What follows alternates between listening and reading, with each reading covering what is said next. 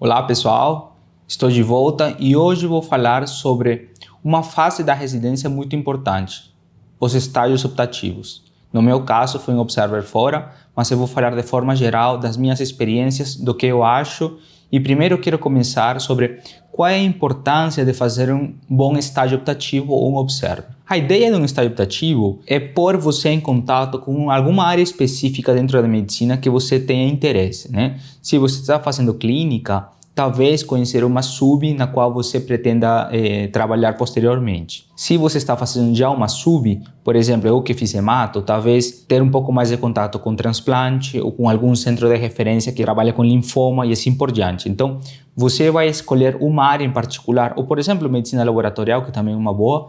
Então, você quer aprender um pouco mais, ter um pouco de contato, mas a ideia não é que seja um curso intensivo sobre alguma coisa. Eu vou fazer cardiologia, então antes eu quero fazer um curso intensivo sobre eletrocardiograma. Acho que não faz sentido, né? Porque você vai ter toda uma vida para aprender isso. Então, a ideia é você ter um primeiro contato com alguma área que talvez seja interessante para você. Segundo, por que é importante fazer um estágio optativo ou um Observer? Você vai aumentar sua rede de contatos, seu networking vai incrementar, então você vai conhecer outras realidades, você vai conhecer outras pessoas, talvez sejam pontes para você viajar para outros lugares depois. Então, sempre devemos lembrar que sair do seu centro de residência é uma oportunidade muito boa para isso, né? E depois, se por exemplo, você vai para um centro talvez internacional, né, como foi meu caso, ou mesmo que não seja internacional, mas você vai para outra cidade, para algum outro hospital e você conhece os chefes, talvez voltar em um segundo momento seja mais fácil porque eles já te conhecem. Então,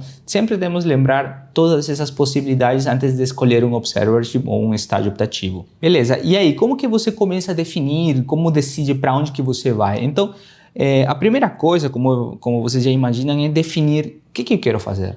Não, eu quero fazer radiologia porque eu quero aproveitar só para passar 4 semanas e acho que isso vai ser suficiente para mim. Ok, se vocês querem fazer radiologia, ok. Não, eu quero ir para Barcelona para aprender um pouco mais sobre linfoma, eu quero ir para o Canadá, eu quero ir para Salamanca porque, sei lá, eu gosto de citometria de fluxo e acho que vai ser bem legal essa experiência para mim. Ok, você tem que definir qual é seu plano para poder começar a implementar ele, né? Então, depois que você definiu quais são as opções ou mais ou menos o que você quer aprender, você tem que fazer o seguinte, você tem que conversar com pessoas que têm mais experiência que você, sejam seus professores ou sejam pessoas que já foram para esse lugar e trocar uma ideia, né? Quem melhor que eles para poder definir se realmente vale tudo isso, vale o esforço, o tempo, o dinheiro que você vai investir para ir para esses lugares, né?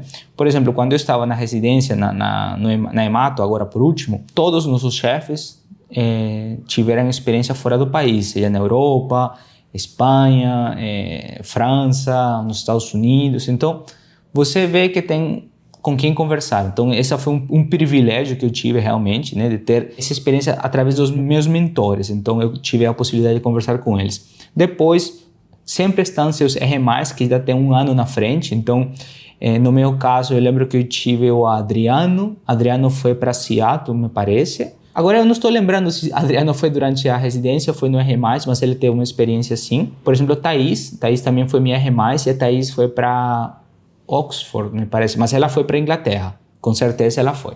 Então, conversei com eles, me explicaram alguns detalhes e, bom, é interessante ver a percepção que eles têm das realidades fora do país, né? Outra coisa, é ideal que você faça uma listinha, né, de quais lugares você gostaria de visitar. Geralmente, né, o que mais enche nos olhos são aqueles centros famosos, centros nos Estados Unidos, na Europa, que tem uma fama enorme. Então, é legal, é um centro de referência, mas ao mesmo tempo você tem que entender que esses centros são mais disputados, até você pode chegar e conhecer esses lugares, porém o contato com as pessoas não vai ser igual, né? Agora, se você escolhe um lugar, um centro menor, que também seja um centro muito bem estruturado, acadêmico, que tenha uma logística boa, né? Mas que talvez não tenha essa disputa tão grande, você vai ganhar outra coisa, você vai ter um acesso mais próximo aos chefes. Então, pensando naquela possibilidade de você voltar em um outro momento, talvez você consiga criar um vínculo, mesmo que seja um período muito curto, você pode deixar uma marca, uma boa lembrança. Então isso também pode jogar a seu favor para um outro momento, né? Então sempre lembrando isso, né? Os grandes centros têm aquela fama, o certificado e tal, mas os centros que não são tão grandes assim também têm outras vantagens e acho muito importante nós reconhecermos isso. E aqui uma pergunta que sempre surge, né? Você quer fazer um estágio no país ou fora? Eu vou falar assim, desde a minha perspectiva. Eu acho que as duas possibilidades são válidas e são muito boas. O Brasil é um país enorme, que tem um investimento em saúde e em pesquisa muito bom, né? Eu sou peruano, então eu consigo comparar algumas realidades, tá? E eu já conheci vários hospitais, eu sei que aqui, né, o Brasil tem grandes centros nos quais você pode fazer um estágio optativo tranquilamente, né? E você vai ter um contato e vai conhecer a realidade do dia a dia. É super válido fazer algo aqui, mas também é super válido sair. Isso vai depender de você e da sua vontade de querer fazer alguma coisa diferente, né? Mas aí vocês têm que entender algumas limitações, né? Então, a principal limitação quando você pensa fazer um estágio fora do seu hospital, fora da sua cidade, é o dinheiro, né? Se você quer ir para fora, seja o dólar, seja o euro, hoje em dia as coisas estão um pouco mais difíceis. Outra coisa vai ser o grau de fluência na língua. E não estou falando de um certificado, simplesmente o grau de domínio da língua. Você não precisa ser fluente, né? Ter um domínio total da língua, mas você precisa ter pelo menos um intermediário ou a mais, né? Para poder garantir um bom desempenho nessas 4 semanas, o tempo que você for passar nesses lugares, né? Agora, se for aqui no Brasil, bom, isso aí já nem se pensa, né? Outra coisa também que é importante vocês identificarem na hora que vocês começam a procurar é que às vezes alguns lugares eles pedem algum certificado de inglês. Então isso pode ser uma barreira. Então, por exemplo, no meu caso eu comecei a preparar tudo para viajar quase um ano antes, né? Então eu já tinha estudado inglês, comecei a reforçar com algumas aulas, assim. Eu já tive a experiência, por exemplo, acho que foi Adriano mesmo, estou falando de Adriano novamente, um abraço para você, Adriano. Adriano, eu não lembro se foi no fellow de transplante que ele fez ou foi durante a residência, mas ele teve que fazer uma entrevista em inglês com um dos chefes para ver, né? Acho que é só para conhecer um pouquinho ele, também para testar o grau de inglês, mas deu tudo certo, ele terminou viajando e foi tranquilo. Mas então isso também é uma coisa que vocês têm que entender. E finalmente, vocês me perguntam, vale a pena fazer estágio? Você fez onde você fez? Valeu a pena? Eu falo que sim, vale super a pena. Eu já vou falar para vocês aonde que eu fiz, tá? Mas uma coisa que eu quero, uma dica, não sei se é uma dica, mas um conselho que eu me permito dar para vocês que estão começando, estão nessa fase da vida, não enxerguem o estágio optativo como um curso intensivo para aprender alguma coisa. Por exemplo, eu já escutei pessoas que têm o desejo de fazer cardiologia ou eles são inseguros em alguma área específica de coronária ou de infarto, alguma coisa do tipo. Aí eles utilizam o estágio optativo para aprender mais. Cara, é como se você quisesse aprender a passar um catéter, um Shiley, no R2 da clínica, sendo que você tem certeza que você vai fazer nefro mais para frente. Cara, se você vai fazer isso para a vida toda, não perca seu tempo querendo aprender isso em 4 semanas. Você vai ter tempo demais, depois você vai ficar de saco cheio de fazer isso. Por exemplo, aqui no Dante Passanense, eu sei que tem um estágio bem famoso que é o de teleeletro, que você aprende a laudar, aprende a ver eletro e tal. Cara, você vai fazer cardio, você sabe que vai fazer cardio, então não vejo necessidade de você gastar seu tempo em aprender eletrocardiograma, sendo que você vai fazer cardiologia depois. Não faz sentido para mim. Aproveitem seu estágio para contrastar e para sentir se aquela especialidade ou aquela área é tudo que vocês imaginam. Então, só seria uma dica para quem está pensando em fazer esse estágio, o Observer, né? Agora eu vou contar como foi na minha experiência, né? Então, quando eu comecei a residência de clínica, eu já sabia que eu queria fazer algum intercâmbio fora. Sempre foi meu sonho, eu gosto de viajar, gosto de conhecer outras realidades. Foi bem engraçado, porque já desde o primeiro ano, no primeiro semestre da residência, eu já meio que tinha definido que eu queria fazer terapia intensiva. Eu participei do simpósio do Sírio-Libanês. Eu fui, né? Fui para assistir. Naquele ano tinha saído o artigo do Sepsis 3. Esse Sepsis 3 foi um artigo que saiu em 2016, me parece. Cara, e para minha sorte, o primeiro autor desse artigo estava dando a palestra lá. Eu não sei, nem me perguntem como, mas eu encontrei com ele aí no meio do congresso E eu conversei com ele, trocamos ideia, contei da minha experiência, que eu gostaria muito de conhecer. Ele trabalha em Londres, se eu não me engano, e me apresentei. Ele me falou que sim, que seria interessante, não? Aquela coisa, né? Acolhedor, mas também não garante nada a isso, mas foi um primeiro contato que eu tive com esse professor. Então, meu plano era o seguinte: durante as férias do R1, porque no R1, lá onde eu fiz clínica, não tem estágio optativo, então só no R2. Então, durante as férias do R1, eu iria fazer estágio de UTI na USP, tanto que eu entrei em contato com o coordenador. Ele falou que tudo bem por mim, mas que eu precisava enviar um documento da Coreme. Infelizmente, a Coreme não me permitiu fazer esse estágio. Por quê? Não sei exatamente, mas eles me explicaram que tem uma lei de residência médica que não permite você fazer estágios a nome da residência durante as férias. Eu simplesmente fui barrado assim de cara, então meus planos de durante o primeiro ano fazer estágio na USP e no segundo ano ir para Londres acabou, porque eu não conseguiria fazer isso. E eu achava muito arriscado tentar fazer um estágio na Europa sem ter certeza que era isso que eu queria, né? Então, eu deixei o estágio da USP, foi na UTI clínica do pronto-socorro com o professor Taniguchi, para o R2. Foi uma experiência maravilhosa no sentido de que me permitiu definir que não era isso que eu queria para mim.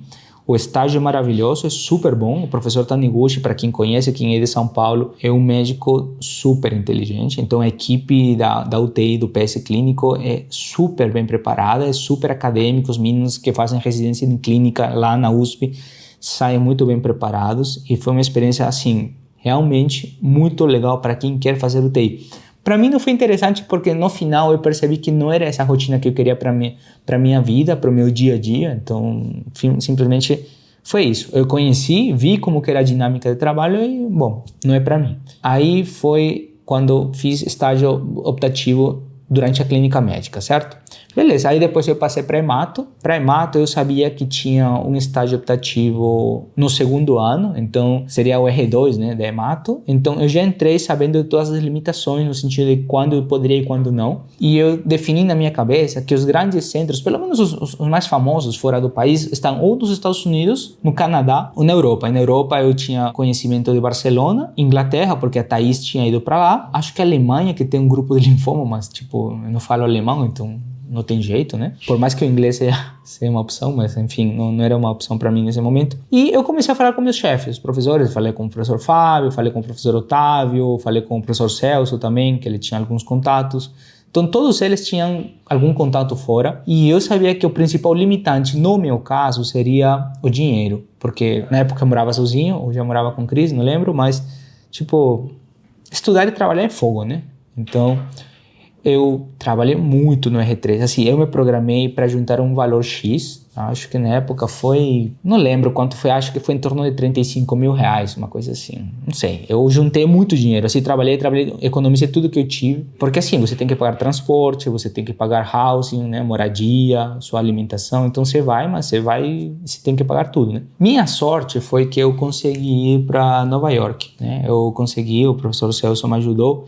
Eu terminei indo pro Memorial Sloan Kettering, que é um hospital, um dos maiores, mais antigos hospitais de tratamento do câncer e pesquisa, né, dos Estados Unidos, e fica em Nova York. Então é uma experiência que foi fundamental, eu gostei muito. E como é interessante, né? Eu lembro que o estágio era para transplante, mas na época eu não achava tão interessante transplante, sinceramente. Eu gostava muito de linfoma. Para mim, linfoma, e hoje em dia linfoma é uma doença muito interessante, o componente imunológico por trás. Acho que para a maioria quem estuda hemato, linfoma é uma doença que atrai muito, né? Então eu queria fazer algo em linfoma. Eu falei com o professor, ele me falou, dá para tentar trocar e tal, né? Não sei, podemos conversar com os chefes e tal. Mas ele me fez um comentário que eu achei, e hoje acho muito inteligente. Ele me falou assim: você está indo para um dos melhores centros de transplante do mundo. Por que você não se dá essa chance de conhecer? E se você não gostar, ok, provavelmente você não vai gostar de jeito nenhum. E achei justo, eu aceitei dessa forma, achei que realmente uma forma de eu expandir, né? Eu me estou forçando a expandir meu jeito de pensar. Para minha surpresa, eu gostei bastante. Foram 4 semanas, foi bem no começo da pandemia. Eu viajei em janeiro, fiquei 4 semanas em janeiro de 2020. Então, o último mês da residência era em fevereiro, Eu viajei no dia 30 de dezembro e o estágio começava uma segunda-feira, não lembro se era. Mas assim, foi genial. Eu conheci um amigo, José, um espanhol que é de Madrid.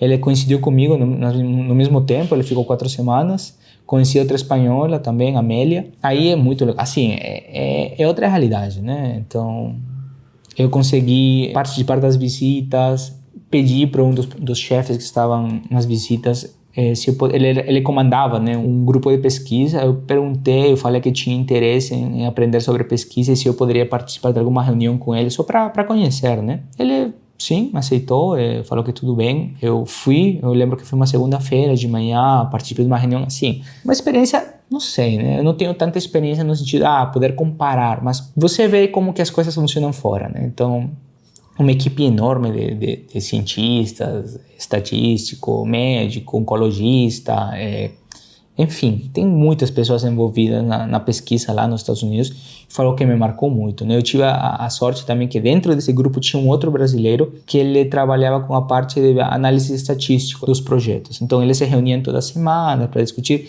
Eram uns projetos super complexos, assim, com bastante dinheiro. E, cara, me deu muita vontade de voltar, né? Então, foi uma experiência que me marcou muito. Quando eu voltei, fiquei assim... Eu acho que é uma experiência que eu vou levar para a vida toda. E eu devo muito dessa experiência ao professor Celso, né? Porque ele foi que me levou por esse caminho no sentido de que me incentivou a não trocar. E é isso. Então, pensem com carinho.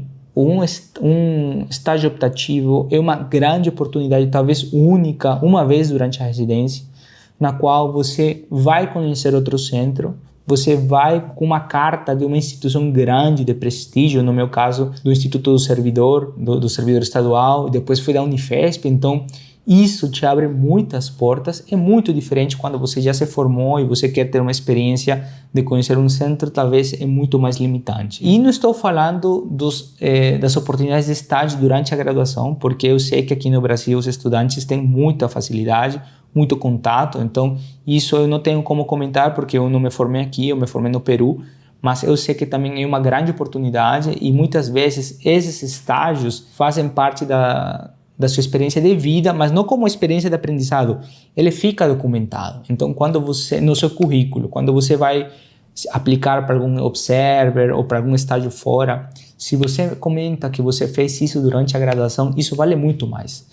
Então, só uma dica para quem está estudando. Então, foquem também nessa possibilidade, mas eu não vou aprofundar mais nesses detalhes, tá bom, pessoal? Então, é um vídeo curto dessa vez, um curto para abordar um outro assunto, para expandir um pouco mais a visão de quem está nesse mundo da medicina ou da área da saúde e que pretende sair. Sempre pense com carinho, tá bom, pessoal? Um forte abraço para vocês e até a próxima.